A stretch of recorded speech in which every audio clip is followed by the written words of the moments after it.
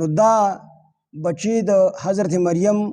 علیه السلام د دې بچی پیدا شو عیسی علیه السلام او د په غیږ کې راغستی و او را روانه وه. ابن عباس هم فرمایي چې دا د نور د راختو نه وروستو دا د کوره راوتې وه او د ماسپښین په ټیم کې بچی ورسره و او دا چې کوم دی واپس ته خپل قوم ته راغله. دومره موده پکې تېره شوې ده، یعنې د سار د مخې تلې وه او د ماسپښین په ټیم کې بچی ورسره واپس راغله. حمل هم په دې دوره ټیم کې شي، بیا د بچی ولادت دا هر څه به دغه دومره موده کې شي. او بعضې مفسرین وایي چې دې د نفاس ورځې دغلته تېرې کړلې، یعنې موږ جو ته عام طور څلوېښتي وایو، د هغې نه وروستو دا بچی د ځان سره راواغست او خپل قوم ته راغلل. نو بچی ورسره و دې سره خو یره وه چې دا خلک په څه وي، ځکه دا خو کرامت و د مریم علیه السلام او د عیسی علیه السلام چې دا الله تعالی بغیر د پلار نه پیدا کو، دا خو کرامت و د مریم بیبي. خو خلکو خدا نه منله، خلکو خو چې په دوو عام طور په دوو طریقو باندې بچی پیدا کیږي، یا یو ښځه واده شي او یا بدکاره وي نو بچی پیدا شي. نو دا خو واده شوي نه وه، ټولو ته پته وه، نو خلکو به خامخا قسم قسم الزامونه لګول. نو د دې یره دا ډېره په یره بچی راغسته دی، غیږ کې دی ورسره او دا را روانه ده. خو چې کله د خپل قوم ته راورسېدله نو هغې ورته دا بچی ورسره د عیسی علیه السلام غیږ کې دی ورسره، نو دوی ورته وي ای د هارون علیه السلام خورې دا تاسو کړي دي، نه خو ستا پلار بدکار و نه د مور بدکاره وه، علیاذ بالله د بدکارۍ الزام یې پرې ولګو چې ستا پلار خو هم ډېر نیک سړی و عمران بابا چې دا د بیت المقدس د دې متولي و او مور دې هم ډېره نیکه ښځه وه، نو تا دا کم کار کړی دی. نو دې ته خو الله تعالی د فرشتې په ذریعه باندې چل ښولی و چې ته به چا سره خبرې نه کوې او ته به وایې چې ما د خبرو روژه نیولې ده، زه خبرې نه کوم او بچي طرف ته به اشاره کوي. نو دې حضرت عیسی علیه السلام ته اشاره وکړله. خلکو قسم قسم خبرې کولې چې دا تاسو کړي دي، دا خاموشه وه، عیسی علیه السلام ته اشاره وکړله. نو هغې ورته وي دا څنګه چل دی، موږ به څنګه د یو ماشوم سره چې ماشوم په غیږ کې دی او ماشوم دی د خبرو کولو نه دی، څلوېښتی ماشوم دی، د سره موږ څنګه خبرې کوو، موږ د سره څنګه خبرې کوو، دا د کولو خبره ده. وی چې عیسی علیه السلام وی راپاسېدو، د خلکو څنګه سوال وکړو د مریم بیبي نه چې موږ به د دې ماشوم سره څنګه خبرې کوو، ته خو لا په غیږ کې دی، د څلوېښتی ماشوم دی. وي ده دا ګس لاس ته د سر د لاندې کېښودو عیسی علیه السلام او داسې نیغ راپاسېد او کېناست د مور په غیږ کې، او دا ګوته یې داسې ډکوله چې انی عبد الله، زه د الله تعالی بنده یم. آتانی الکتاب، ما ته الله تعالی کتاب راکړی دی، وجعلنی نبی، او زه الله تعالی پیغمبر جوړ کړم، نبی جوړ کړم، وجعلنی مبارکن، او الله تعالی زه برکت والا ګرځولی یم اینما کنت، په کوم ځای کې چې زه یم،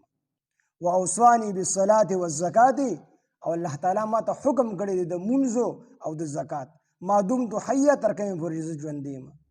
وبرم بوالدتي، او الله تعالی ما ته حکم کړی دی د نیکۍ د خپلې مور سره، پلار یې خو ونه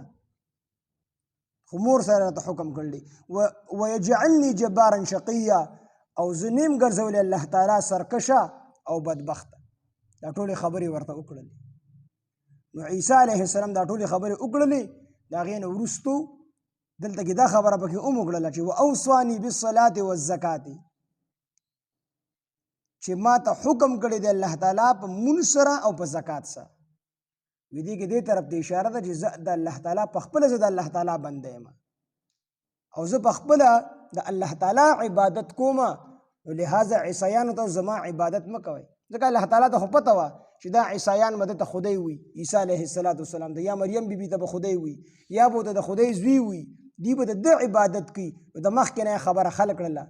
چې انی عبد الله، زه د الله بنده یم او ما ته الله تعالی د مونځ او د زکات حکم کړی دی، نو زه په خپله د الله تعالی عبادت کوم. نو په عابد کې او معبود کې په دې کې به مغایرت وي، جداوالی به وي. یو څیز عابد او معبود نشي کېدلی چې یو سړی د په خپله باندې د ده عبادت هم کېږي، دی هم د بل چا عبادت کوي، دا نشي کېدلی. یو څیز به یا عابد وي عبادت کوونکی به وي او یا به معبود وي دغه به عبادت کیږي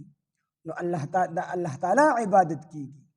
او څوک کی مونږ تاسو انسانان دا ټول مخلوق ته الله تعالی عبادت کوي بدل ته دې طرف ته اشاره وکړه چې تاسو ګورئ ماته چې خدای ونه وای زه په خپل د خپل خدای عبادت کوم نو چې زه د خدای عبادت کوم نو زه خدای نشم کېدلی خدای د چا عبادت نه کوي دې طرف ته اشاره نه د پلار بد سړی او نه د مور بده ښځه وه یعنې دواړه نیکانو نو د نیکانو اولاد نیکي نو تا کم کار وکړو پلار دې هم نیک و بد نه و مور دې هم نیکه وه بده نه وه نو دا تا څنګه بد کار وکړو یا اخت هارون اے خور د هارون علیه السلام نو دا د هارون علیه السلام خور وه حالانکه د هارون علیه السلام د موسی علیه السلام او د عیسی علیه السلام د دې په منځ کې تقریبا 600 کاله فرق دی نو دا څنګه د خور شو معیره ابن شعبه رضی الله عنه نبی علیه السلام د نجران عیسایانو دپاره لیږلی و نجران ته یې لیږلی و د عیسایانو ته تبلیغ دپاره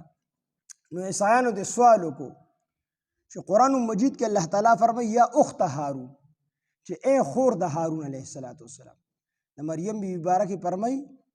چې اے خور د هارون علیه السلام دا وی څنګه خور وه معیره بن شعبه ته هغه عیسایانو وویل چې دا څنګه د هارون علیه السلام خور وه چې هارون علیه السلام او د